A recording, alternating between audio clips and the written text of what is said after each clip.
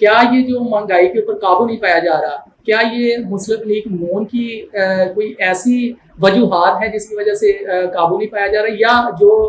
پہلے حکومت تھی یعنی عمران خان صاحب پی ٹی آئی کی حکومت، وہ ایسی صورتحال چھوڑ کے گئے ہیں؟ کیا کہیں گے اس میں آپ کے اس چینل کی وساطت سے یہ بتانا چاہتا ہوں کہ جس کنڈیشن میں یہ گورنمنٹ ملی ہے ہمیں، پہلی تو بات ہے کہ یہ نون لیگ کی گورنمنٹ نہیں ہے،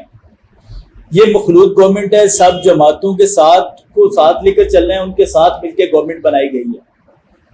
اور اس حالات میں جس طرح سے کہ پاکستان کی معیشت ہمیں ملی، خزانہ بالکل خالی تھا، اور جو انہوں نے معاہدے آئی ایم ایف سے کیے ہوئے ہیں ان کی وجہ سے مہنگائی کا طوفان آیا ہے۔ نو ڈاؤٹ کہ یہ نہیں کہا جا سکتا کہ پی ایم ایل این کے پاس ایک تجربہ کار ٹیم نہیں ہے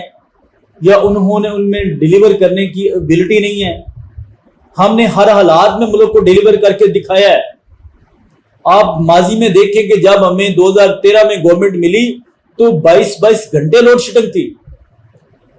اور ہماری گورنمنٹ نے، ہماری قیادت نے سر توڑ کوشش کر کے اس کو لوڈ شیڈنگ کو زیرو کیا، بجلی کے کارخانے لگائے، 11,000 وولٹیج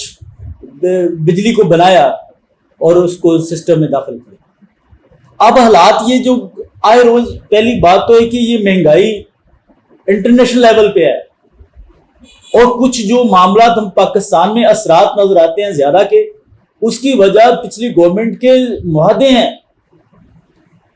ان معاہدوں کی وجہ سے یہ مہنگائی آسمانوں کو چھو رہی ہے۔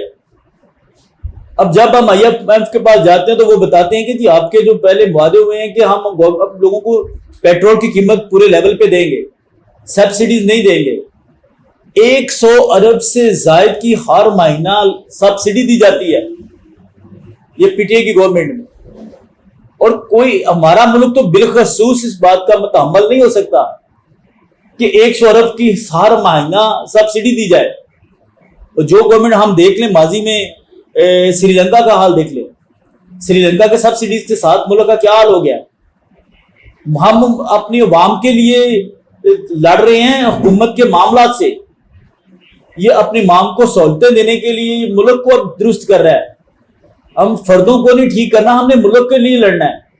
اب یہ بے شک سخت فیصلے ہیں، مشکل ترین فیصلے ہیں، ظاہر ہم عوامی لوگ ہیں، یہ عوامی گورنمنٹ ہے، عوامی لوگ ہیں، تو جب عوام کے پاس جانے کے لیے ہمیں عوام کے بارے میں بار بار سوچنا ہوگا۔